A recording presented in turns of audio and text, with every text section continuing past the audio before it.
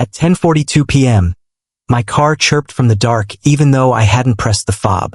The snow stopped sounding like snow for 1 second, like something hushed it to listen. I was only halfway across the lot when I realized it wasn't waiting under the light. It was waiting between them. The building behind me was Northgate Medical Billing, a 2-story brick box by the lake walk in Duluth. Every winter we tape a laminated page inside the vestibule glass. Winter walking advisory. Tonight it had a new red stamp, blizzard warning, and the ink bled like it had been taken out in the cold and brought back too fast. Under the logo were bullet rules that always read more like superstition than safety. Keep to the salted path. Do not walk parallel to plow berms. Avoid the dark spans between pole lights. If unavoidable, move steadily, do not stop. If you drop your keys, return to the vestibule and start again. Do not bend over in the lot. Do not acknowledge voices. The wind carries. Wait inside 90 seconds, then reattempt. If you taste metal, put your hand on the glass and look only at your reflection. I know those because I've made fun of them. I text friends pictures of the sign every November. Tonight the bullet points sat there like they knew I was reading them specifically. My breath fogged a ghost circle over the laminate, and my reflection breathed with me and then stood very, very still after I pulled away. Kayla had bailed at 8. She'd said something about her Civic not making it up 21st if the plows lagged. The only other car still in the lot was mine. A gray Corolla with a dent in the passenger side rocker panel from the summer I backed over a parking bumper. I keep a shovel and a bag of salt in the trunk. I tell myself that means I'm prepared. When I opened the second set of doors, the air needled my nose and throat. Snow hissed sideways, grains of sugar on sheet metal. The floodlights along the east row buzzed and threw halos. Everything between them looked like it had been erased with a sleeve. I zipped my parka up to my throat, pulled my scarf high, and stepped down into squeak-squeak compressions that only new powder makes. Under my hood, my ears filled with that woolen nothing that makes you hear your heartbeat in your jaw. I clicked the fob once out of reflex. Nothing answered. I made myself not look back at the sign. I fixed my eyes on the third pole light because that's where my car should have been, and counted steps to make the distance measurable. 1, 2, 3. I work with numbers all day, but counting outside felt like trying to pray in a language you don't really speak. By the 10th step, the snow had already drifted over the earlier prints. I kept my pace even. My boots squeaked. The plow wall to my left made a low breathing sound as wind worried it. Somewhere I couldn't see, a backup beeper bleated 3 times and cut off. Halfway to the first light, the hiss of flakes on fabric faltered. The air flattened. Every small sound reached me with the edges sanded down. I felt watched in the exact way you feel watched in a waiting room when the door opens and you know the nurse is reading your name off a chart. I said 11 too loudly and laughed out steam I didn't feel. Under the pole, everything snapped into harsh detail. The glitter of salt, the grain in the dead grass caught in the ice, the tiny torn corner of a juice box wrapper caught in a tire rut. The second I stepped back into the dark band, the far end of my world tunneled. I told myself to keep moving. That's what the sign said. That's what my dad said on the phone an hour earlier when he texted, "You working through this? Don't linger in it, kid." When the chirp came from the dark, it sounded like my car. It also sounded like someone holding their breath and letting it out through their teeth. I froze. The rule against stopping between lights jumped up like a parent. I took 3 steps to obey it. The hiss resumed like someone allowing it. I told myself I was ridiculous. The first weird thing that I can swear to, my shadow from the first light didn't collapse into my heels when I left the halo. It lagged. For 2 steps I had a second version of me walking exactly where I had just been, and then the dark pulled it in like a seam rippered closed. I looked straight ahead and kept my count. 19, 20, 21. My phone was in my inner pocket, buzzing cold against my ribs. I pinched it out with my gloved fingers and tapped the screen with a knuckle because that works better in the cold. The lock screen said 10:42 in big white numbers. The Weather Service push alert banner was stuck on the earlier one. Whiteout conditions till 1 a.m. The minute didn't roll. I stood long enough to hate myself for stopping. Then I slid it away and pushed on. The wind angled and shoved me a step right. My shoulder brushed the plow berm. It was higher than my hip. Granular snow slid like spilled salt. The sign's second rule: do not walk parallel to plow berms. Read like superstition until you imagine a slide catching your hood and suffocating you. I corrected back into the track I'd been making. The lot is slightly canted to drain. Water runs to the east storm sewer by the lake road. Tonight I could feel that tilt in my ankles. The second chirp came sharper, like metal hit at a distance. I could make out the dark block of my car now. A shape under a frosting of snow, the driver's side wiper lifted like a hand. I stopped myself from lifting my own hand back. The habit is stupid but real. You wave to the thing you're about to spend 30 minutes with while it warms up. The sign has opinions about acknowledging things in the lot. The wind has opinions, too. There were prints by the driver's door that weren't mine. That was the second weird thing. They were too clean for this snow.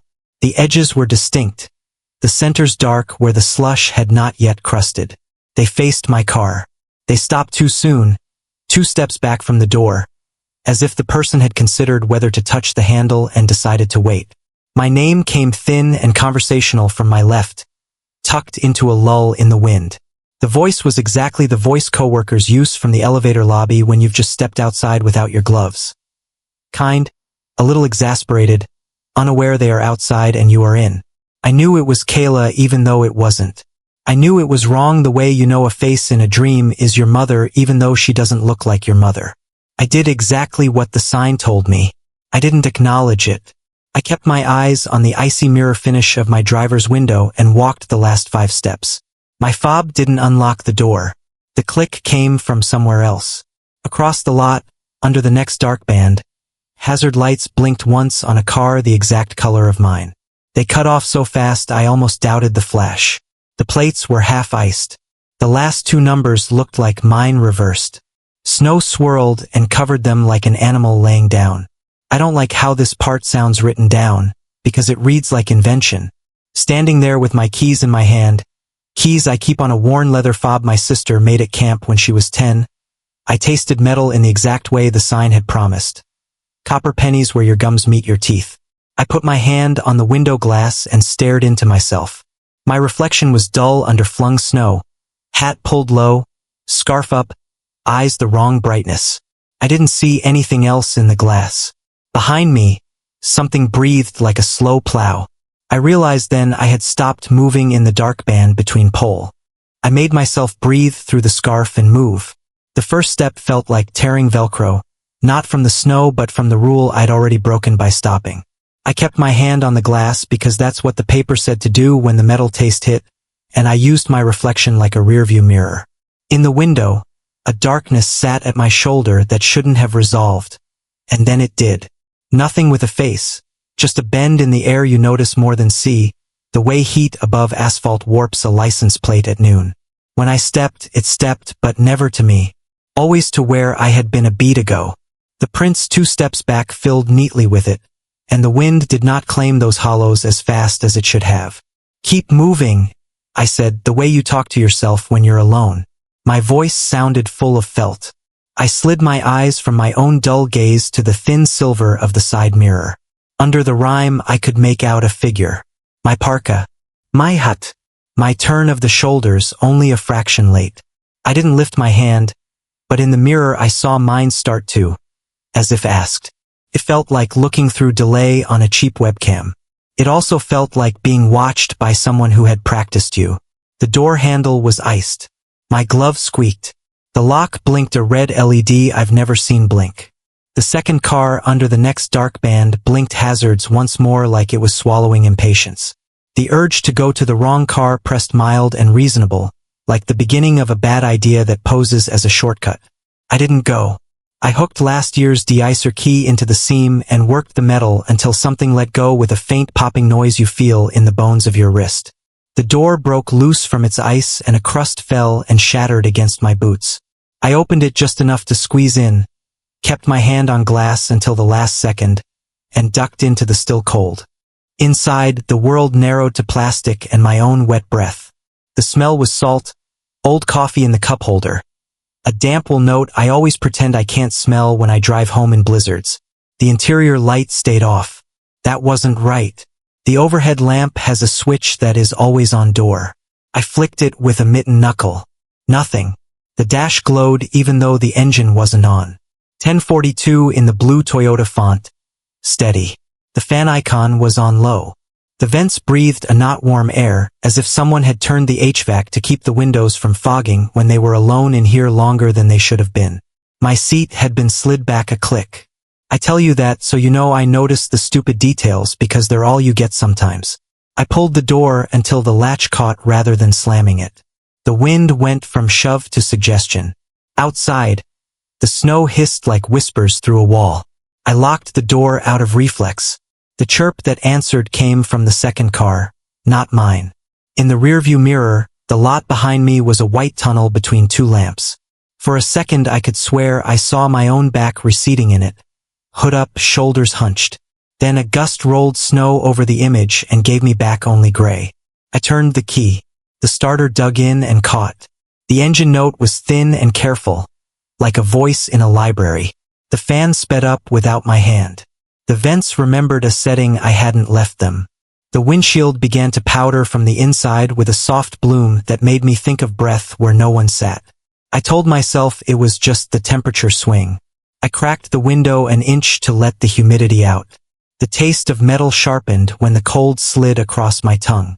The mirror showed me and a second smear 2 steps behind me off to the left. Not inside, not out. Watching didn't feel like a person at a window.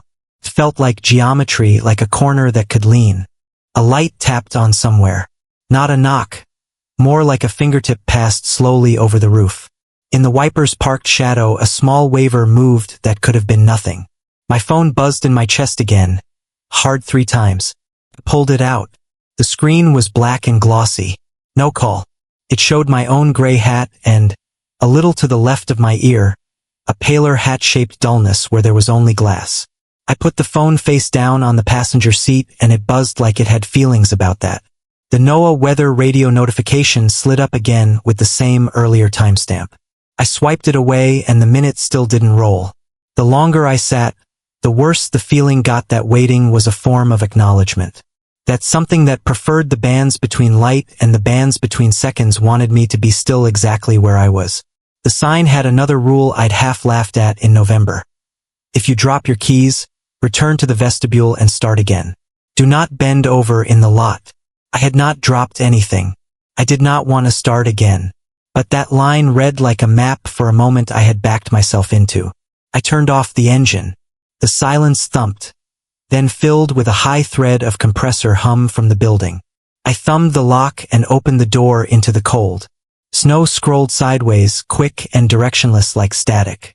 The second car did not blink. My prints to the door were already softened back to ovals. I took the keys off the ring clip with my gloves on because I didn't want to touch the metal with skin. I held them above the snow, arms straight, and let them go. They vanished into white with a flat little sound. I did not bend. Every reflex in me wanted to reach. The band of dark around my ankles felt thicker, as if snow had a weight beyond itself there. From somewhere too close, Kayla said, "Seriously?" Exactly the way she does when the printer jams. I didn't answer. I closed the door to a click, turned my body to face the building, and took one step toward the vestibule lights. In the side window, my reflection did not turn with me. Kept looking toward the wrong car. 2 seconds later it rotated, slow like it had needed to check first. I moved, steady the way the paper had demanded. I counted because math is a promise even when it lies 1, 2, 3. Each number unspooled a hair of space around me. The plow berm to my right glistened with a translucent skin that flexed like something sleeping. I kept to the salted path as best I could. The wind flattened, then returned. Behind me steps matched.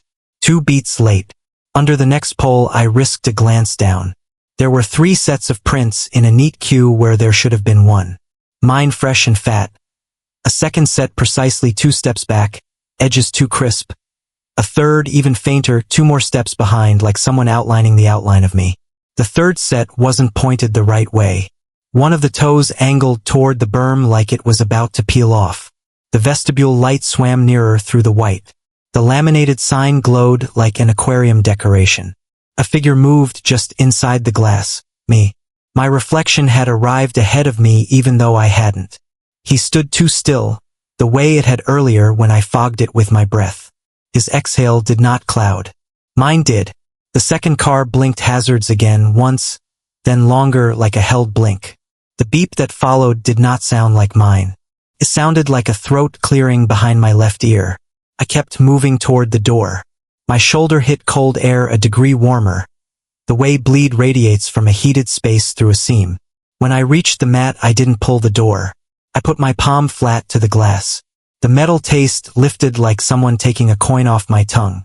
Inside, the sign had a new corner of red text that hadn't been there when I walked out. I read it because I could not read it. If you must return, do not bring it with you. Do not carry your count inside. I hadn't been counting out loud. I had been counting in bones, which is the same. In the reflection, my mouth looked open enough to be numbering. I closed my lips. Behind me the wind arranged itself into a voice I haven't heard in 3 years, my father's, soft and tired, saying my name with the exact patience he used when I was little and too wired to climb the stairs to bed. It was so good I stepped without meaning to, a small pivot away from the glass, and my boot slid half an inch toward the berm. The third trail of prints peeled off then, just at the toe like a fish deciding which current to take. They led left into the deepest dark between poles, where the wind didn't reach, where the snow fell straight and soundless. That was the first time the wanting felt mutual. I didn't go left. I took my hand off the glass because heat means permission sometimes. I pulled the door, stepped into the tight, bright chop of the vestibule, and let it close behind me. The sound wasn't a sound I knew. It was soft and forgiving, like a theater door cushioning the lobby from a movie you're late to. Inside, my reflection met my eyes. It didn't fog. I waited. 90 seconds, I told myself. The paper liked 90.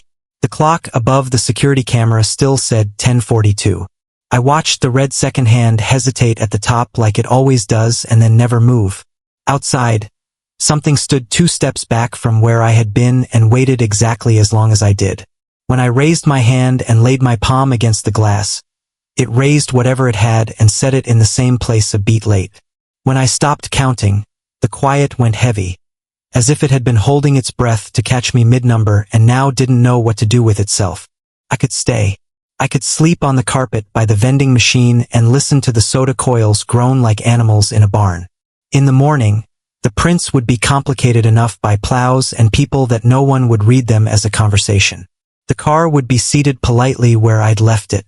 Someone would say, "Wild night." I'd make jokes about superstition. Or I could try again because a life can shrink to that short wedge of lot if you let it. The hazard lights blinked from the dark and did not, this time, turn off. Red reflected in the ice like a low pulse. When the chirp came right by my ear with no speaker to carry it, I understood the thing watching had learned my patience. It would wait as long as I could. It would pick whichever me stepped out first.